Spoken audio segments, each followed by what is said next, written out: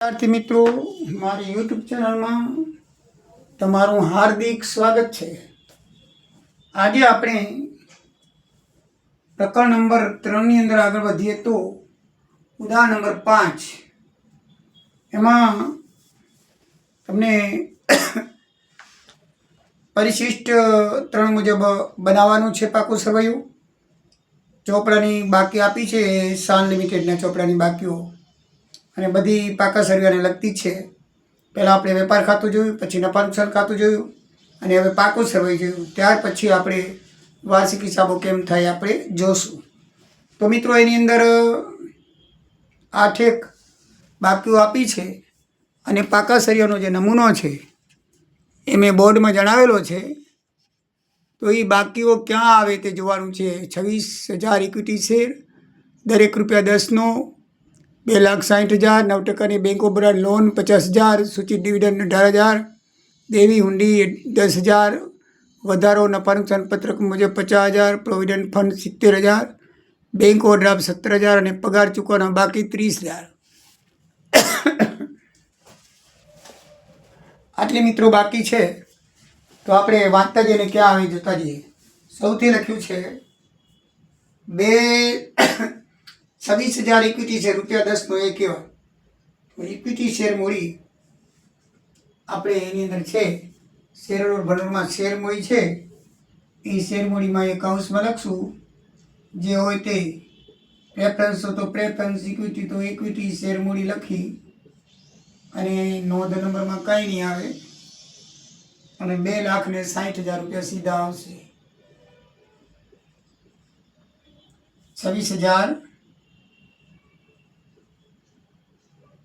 ગુણ્યા 10 બરાબર છે 2,60,000.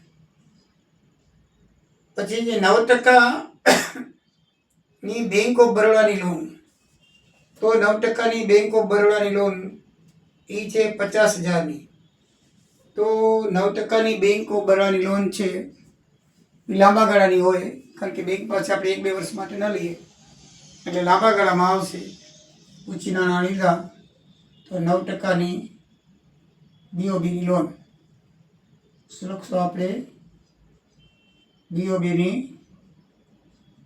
લોન કેટલા રૂપિયાની છે? 50,000 રૂપિયાની. તો અહીંયા લખશું આપણે ઇનર કોલમમાં બધું પહેલાં લખશું, પછી બધાએ લખાઈ જાય પછી આઉટ કોલમ બધાનું સરવાળો લખશું. સૂચિત ડિવિડન્ડ 18,000 રૂપિયા. તો સૂચિત ડિવિડન્ડ છે એ વર્ષમાં ચૂકી દેવાનું હોય છે, ટૂંકા ગાળાનું છે, બરાબર છે. ડિવિડન્ડ દર વર્ષે ચૂકવવામાં આવે એટલે ટૂંકા ગાળાનું કહેવાય. કેવું કહેવાય? ટૂંકા ગાળાની જોગવાઈમાં એટલે સૂચિત ડિવિડન્ડ આવે. સૂચિત ડિવિડન્ડ 18,000 રૂપિયા. કેટલા રૂપિયા છે? 18,000 રૂપિયા. દેવી ઊંડી 10,000 રૂપિયા. ટૂંકું છે, બરાબર છે. લાંબુ ગાળું બિન ચાલુ, ટૂંકું હોય તો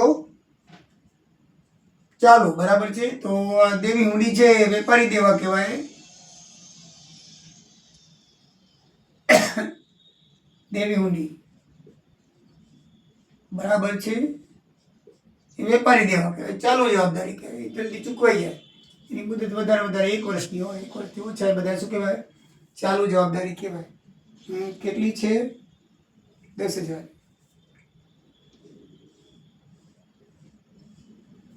પછી છે મિત્રો વધારો નફા નુકસાન ખાતાના પત્રક મુજબ.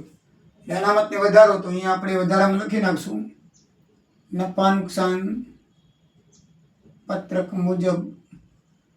એમાં વધારો છે 50,000નો વધારો દીધો છે આપણને. કેટલા હજારનો?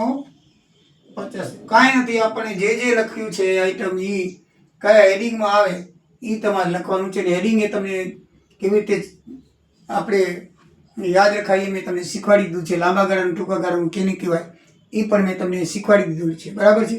બિન ચાલુ એટલે લાંબા ગાળાના અને એના સિવાય ચાલુ એટલે ટૂંકા ગાળાનો. એમાં જે લાંબા ગાળાની લોન હોય, ડિવેન્ચર બહાર પાડેલા હોય એવું હોય બધું. વ્યાજ હોય તો પાછું ટૂંકા ગાળાનું હોય, કારણ કે દર વર્ષે ચૂકી ખાલી ડિબેન્ચર હોય તો લાંબા ગાળાનું આવે. બરાબર, આવી રીતે બરાબર ધ્યાનમાં રાખવાનું.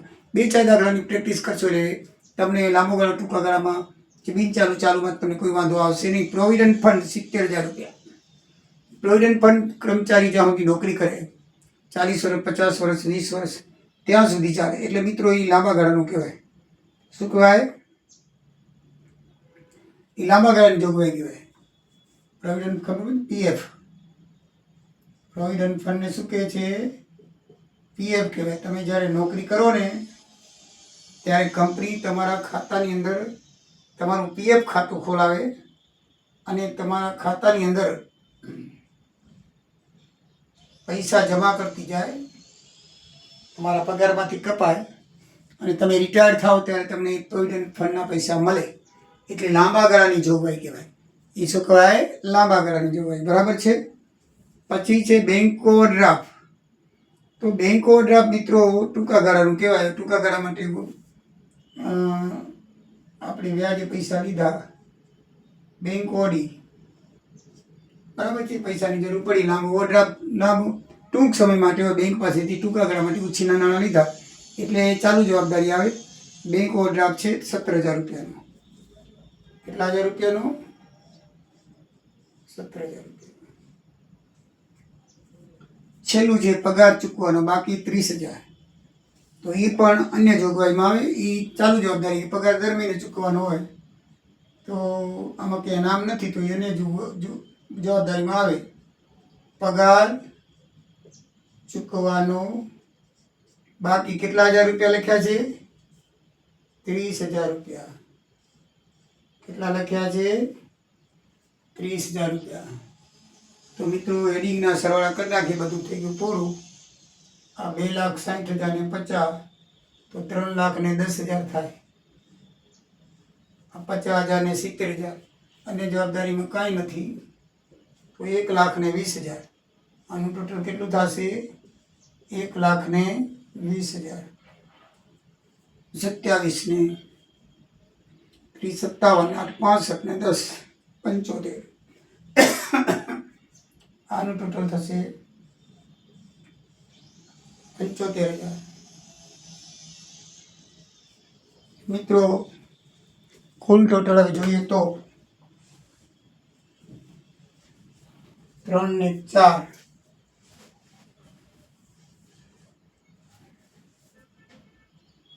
અને 30,000 છે 75, 25 5,05,000 થાય. કુલ કેટલા થશે? 5,05,000. તો મિત્રો 5,05,000 રૂપિયા આ રીતે આવશે. અને એકદમ ઇઝી ને સરળ દાખલા હોય છે. વાર્ષિક હિસાબો પણ આવો છે. હવાલાની પ્રેક્ટિસ આપણે કરશું એટલે હવાલા તમને આવડી જશે. પહેલો દાખલો તમારે પેપરમાં આ જશે. 10 માર્કનો 11 માર્કનો પૂછાય છે. વાર્ષિક હિસાબ 11મા ધોરણમાં અને 12મા ધોરણમાં બંને પહેલો વાર્ષિક હિસાબનો છે. આ જ વસ્તુ 11મા ધોરણ પર ચાલુ છે અત્યારે મારા પીરિયડમાં. તમને ભણી ગયા છો બરાબર. ખાલી પરફોર્મમાં ફરક છે. એમાં ટી આકારનું 11મા ધોરણમાં આવે છે અને તમને આઈ આકારનું મીન્સ કે કંપની પરિશિષ્ટ 3 મુજબ 2013ના કાયદા મુજબ તમારે આ રીતે પરફોર્મન્સ યાદ રાખીને કરવાનું હોય છે. ફરક એટલો જ છે. બાકી એન્ટ્રી હવાલા બધું એક પ્રકારે હોય છે. એટલે 11મામાં શીખી ગયેલા છે એટલે તમને કંઈ વાંધો આવશે નહીં. બરાબર છે મિત્રો. જય દ્વારિકાધીશ, જય સિયારામ.